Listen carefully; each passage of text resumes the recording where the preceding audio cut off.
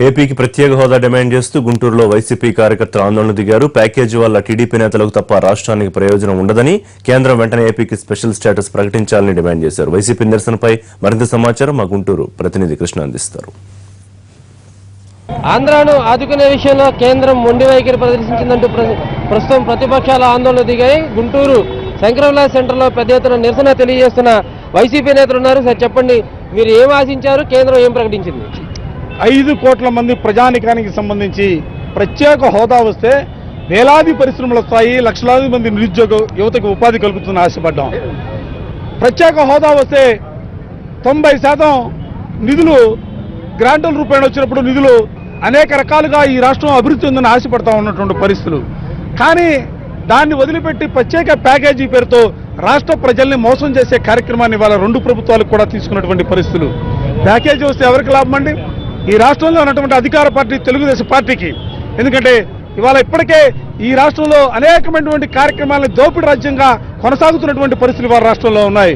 రేపు వచ్చే ఆ 1,50,000 కోట్లు కూడా దోపిడీగా దోచుకోవడానికి మాత్రమే ఉపయోగపడే కార్యక్రమం. ఇది తెలుగుదేశానికి ఉపాధి కార్యక్రమం.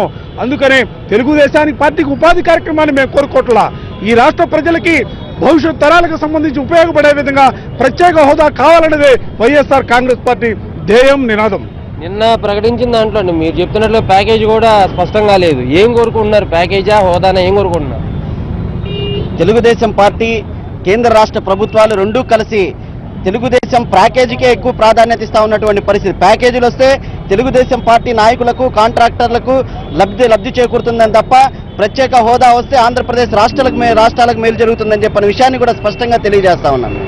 మొత్తంగా ఓ పక్కన వైసీపీ, మరో పక్కన వామపక్షాలు కూడా పెద్ద ఎత్తున ఆందోళన చేస్తున్న నేపథ్యం. ప్రస్తుతం శంకరవిలాస్ సెంటర్లో ధర్నా చేసి ఆ తర్వాత పోస్టల్ కార్యాలయాన్ని కూడా ముట్టడించే ప్రయత్నం చేస్తూ ఉన్నారు. కేంద్ర ప్రభుత్వాలకు సంబంధించినటువంటి అనేక కార్యాలయాలను కూడా ముట్టడిస్తామని ఓ పక్కన ప్రతిపక్షాలు హెచ్చరిస్తున్నాయి. మరోవైపు కేంద్రం తక్షణమే స్పందించి ప్రత్యేక హోదా ప్రకటించాలని కూడా డిమాండ్ చేస్తున్న పరిస్థితి. కెమెరా పర్సన్ లక్ష్మణ్తో కృష్ణ, ఎన్టీవీ, గుంటూరు జిల్లా.